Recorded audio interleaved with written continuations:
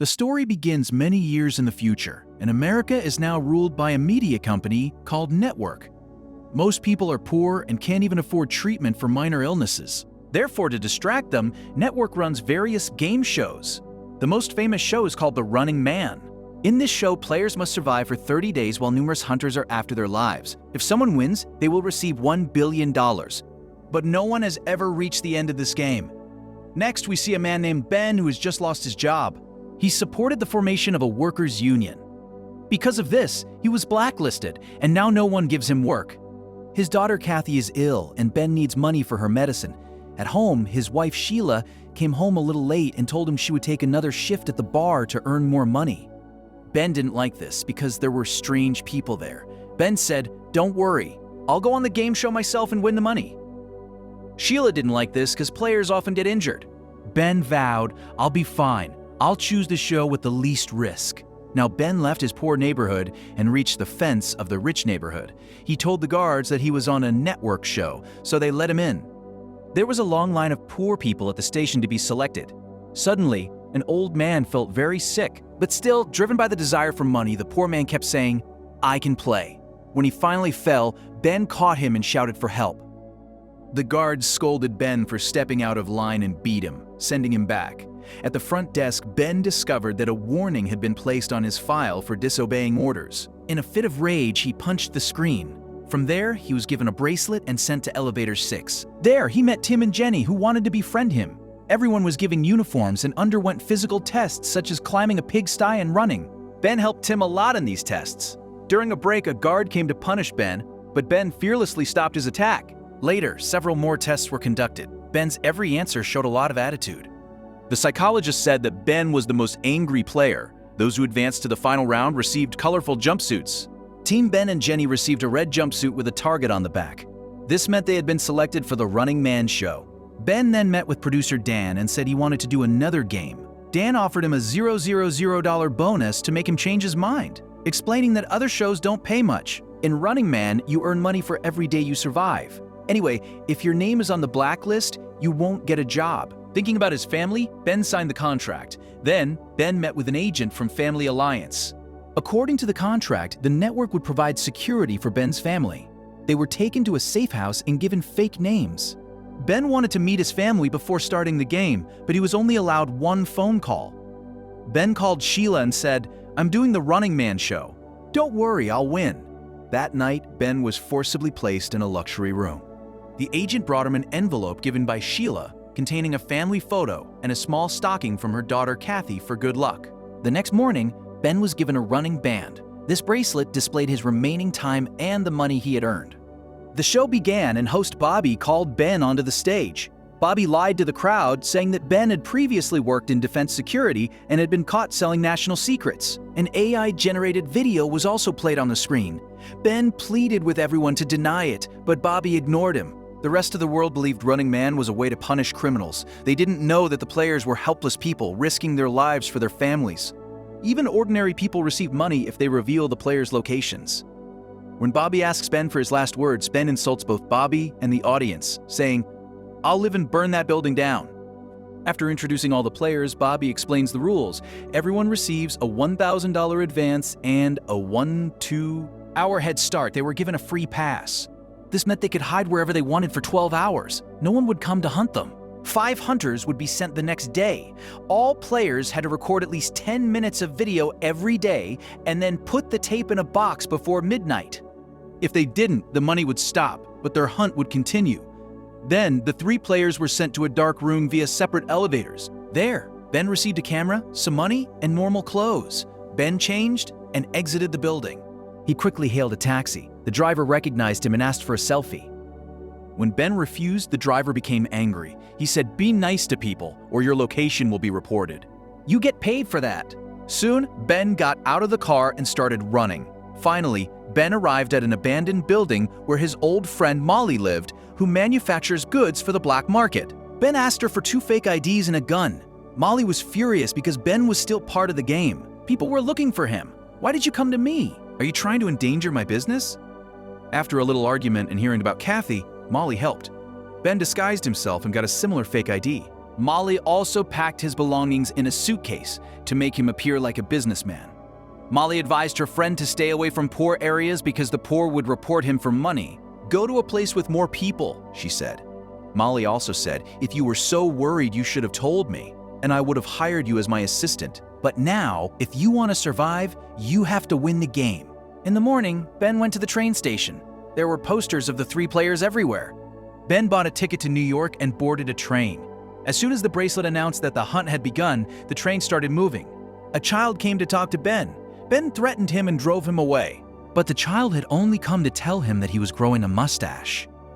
In New York, Ben booked a nice hotel room. The receptionist noticed that Ben had a mustache in his ID photo, but not on his face. In the room, Ben changed into his real form. He covered the walls and recorded a video of himself sleeping. In the evening, he put the tape in the box. At midnight, the bracelet informed him that he had received his first day's bonus. Meanwhile, the hunters captured Molly and tortured her until she revealed the name of the fake ID. The next day, the hunters broke into Ben's room and shot him. But at that moment, Ben's eyes opened and he realized it was just a bad dream. The TV showed a camera following Tim. Tim was flirting with a clerk in a store. As soon as he came out, the hunters easily found him and shot him straight in the head. Ben then rented another room for 3 days. He packed all his belongings into a normal bag and threw it out the window into the garbage container below. Then he left the hotel as normal, picked up his bag and took a bus to Boston. In Boston, he bought some old clothes and a hostel room key from a poor man. Ben sneaked inside the hostel and got into the elevator. He didn't notice that there was an out-of-service sign above the elevator. The elevator got stuck mid-air. Before the second floor, Ben had to somehow escape to the 3rd floor, where his room was. In a box in the closet, he found chewing gum, cigarettes, and a grenade. He recorded his video and the bracelet reminded him to put the tape in the box, but many people were standing near it. Ben got ready to take a shower and headed to the common bathroom. While thinking about the box, he suddenly remembered that one of the people standing outside looked familiar. He was a hunter, and now all the hunters were coming up. Someone opened the bathroom door and he hid. The hunter reached the 3rd floor and began checking the rooms. As soon as the hunter left, Ben entered the bathroom and tried to see what was going on outside through the window. But the window was closed. Without his bag, it was impossible to get out. Ben pulled an iron rod from the wall and quickly broke the glass. He used gum to stick the pieces to the rod. Ben was now walking through the corridor, checking the hunters' positions with the help of the mirror. The hunters were about to enter his room, but Ben sneaked up the stairs and shouted, "Hey, that guy from the TV show has run to the 2nd floor. Someone catch him." Instead of going down himself, he ran up and reached the roof. From there, he grabbed the cable of a flashing sign and began descending. He reached his room and broke the window and entered. Hearing the sound of the window breaking, the hunters also returned. Ben quickly dressed and gathered his belongings. Just as the hunters outside started shooting at the door, Ben jumped out the window and grabbed another cable. The sign suddenly began to tilt. Then Ben saw a hunter below, waiting for him to fall. There was no way out, so he broke the window of a nearby room and entered. The network drone was still following him. Ben started running down the corridor, and the hunters were shooting at him. Soon, Ben reached the elevator. He grabbed the drone and slammed it against the elevator control panel. The recording stopped, and the elevator started working again. A hunter attacked him in the lobby. Ben immediately picked up a grenade and threw it through the hole in the ceiling. It caused a massive explosion, sending the elevator plummeting to the basement. Ben now had only one matchbox left. He lit a magazine for more light. While walking, he accidentally set a rope ablaze, spreading the fire even further. The hunters were now in the corridor, so Ben pulled furniture to block the door and followed the rats into the pigsty. The hunters then opened fire indiscriminately, hitting a gas pipe. This caused a massive explosion in the basement. The fire spread to the tunnel, so Ben had to jump into the water. The entire building was destroyed. When Ben went out onto the street, he met a boy named Stacy. Ben threatened him that if he told anyone, he wouldn't survive. But Stacy said, "I want to help you." Ben checked the bracelet and discovered that many people had died in the blast. Because of this, he received a lot of money. A short while later, Stacy returned with his brother Brad. Brad took Ben to his home and fed him. Brad also had a sick child at home. But Ben refused to accept money in exchange for help because he was against the network and didn't want their money. Brad showed Ben his secret video room where he records and analyzes episodes of Running Man and posts them online. Players who are caught are publicly visible. Therefore, the most important thing is to remain completely hidden. Brad wants Ben to stay hidden with him and plan for the last days so that he can win. The next morning, Ben learns about the bad things happening in the area, which the government is doing nothing about, just hiding them. Angered, Ben made a video and told people that the government is killing their children. Those in power don't care about anyone. Later, during the show, Bobby came with some children and explained that these were orphans of those who died in the blast. He edited Ben's tape and played it as if Ben was making fun of these children. Ben tried to explain that it was all fake, but Brad's mother became very angry and kicked Ben out of the house. Without listening to her, Brad and Stacy still want to help Ben. They take him away, hiding in the trunk of the car. Everything was going on normally, but suddenly the trunk was shot because 2 bikers were chasing them. Ben opened the trunk and threw a tool at the biker's face, who fell down. The other bikers were still shooting. Ben hid in the trunk again and Brad stopped the car. The bikers couldn't stop in time and collided with the car. Brad drove over them, crushing them both. After this, Brad dropped Ben off outside the city. He also gave him a gun and the address of his friend Elton. After a short train ride, Ben is now hiding in another hotel and watching his new tape on TV. He knows the network will edit everything anyway, so he just made a video of himself reading a book. Bobby also showed Jenny a tape showing her partying at a club. Ben disguised himself and went to put today's tape in a box, but the mailman was standing there, suspicious. He recorded the video under the pretense of approaching Ben's face. Ben pounced on him and attacked him. He quickly put the tape in the box and fled. However, a train was still chasing him. Ben ran through the woods, crossed a fence, and quickly boarded a moving train. The mailman fired a shot, but Ben somehow escaped. A short time later, we see Ben pretending to be a lame man. He limped and stood among a group of people watching a street show. Meanwhile, Jenny was caught in a casino. She was about to escape in a car, but 2 men set her car on fire, killing her. After a while, Ben finally met Elton. Elton lives with his mother. He told Ben that his mother's mental health is not good, so don't pay too much attention to her. Elton took Ben to his secret room where he printed pamphlets against the network. His father was in the police, but his own men killed him for speaking out against the system. Since then, Elton has also become a rebel. He told Ben that street lamps across the country are equipped with scanners that can detect even the smallest traces of DNA. Therefore, Ben should hide underground. His father built a bunker during the Cold War, so Elton wants Ben to hide there and win the game. Then, when you win and make headlines, print our rebel newsletter with you to spread it to the people. Ben spent the night in a secret room and recorded his tape. When he went to deliver the tape in the morning, Elton's mother saw him. She immediately recognized Ben and tried to report him. But Elton stopped her. But then she thought this was her chance to avenge her father. So she informed the police herself. Soon, the house was surrounded by police and bullets were blaring from the walls. The mother tried to tell the police where Ben and Elton were, but Elton locked her in the room and activated all his traps. When the police entered, Elton poured water on the electric wires on the floor, causing severe electric shocks to some of the officers. Elton and Ben then broke through the wall of the secret room and escaped. When the police chased them, a trap set by Elton threw chemicals on the policemen and also ignited a fire. Another trap had been set on the stairs, breaking the wood, and the policemen began falling down.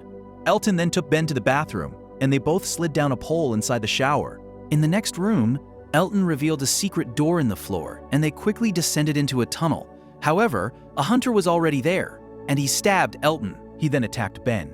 A scuffle ensued, and Ben suffered a cut on his hand. However, he wrested the weapon from the enemy.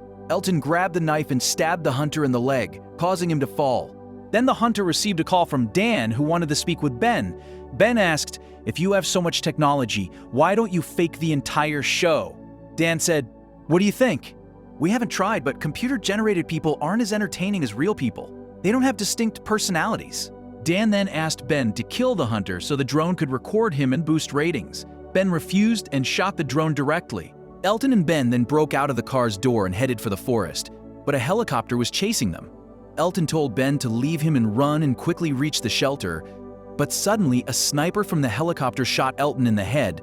The hunters surrounded Ben, but they weren't allowed to shoot because the order was to capture him alive and kill him on camera. The car was rigged with bombs, so Ben drove onto a bridge and jumped off. The car collided with a hunter and exploded. Ben fell into the river, and the bracelet earned a large bonus for killing another hunter. Traveling through villages and fields, Ben reached the bunker site. However, he discovered that the government had demolished the bunker to build a new city. Ben spent the night in an empty house and had a vision of his family, which gave him the strength to continue his game. When the police arrived at the house, they found Ben's new tape, along with a message to mail it. Ben broke the window of the first car he saw on the road and entered. He threatened the girl named Amelia, who was sitting in the driver's seat, to drive quickly. Drones and police were chasing them. After dodging several vehicles, Amelia suddenly turned onto the opposite road, giving them a brief escape. During the journey, Amelia was abusing Ben. "You're a total jerk."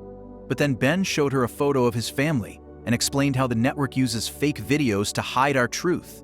Suddenly, the car's AI was hacked and it crashed into a sidewalk. 2 hunters arrived in their truck to capture Ben, but a drone fired at them and their truck exploded. This implied that Dan wanted Ben alive to make the show more interesting. A fake video was shown on TV showing Amelia screaming for help. Now Amelia understood Ben's point. They moved forward, and people on the side of the road were seen supporting them. Finally, they reached a roadblock where the hunter leader was standing. Several drones were recording, so Ben pretended to have a bomb and would kill all the civilians on national TV. He asked for a plane and 2 parachutes, and the hunters were ordered to accept the deal. At the airport, Ben told Amelia she could leave as she wanted, but Amelia refused because she had seen the truth. On the plane, Ben asked the leader of the hunters to remove his mask. He initially refused, but when Dan gave the order, he had to remove it, and the camera captured Ivan's face. He recorded it.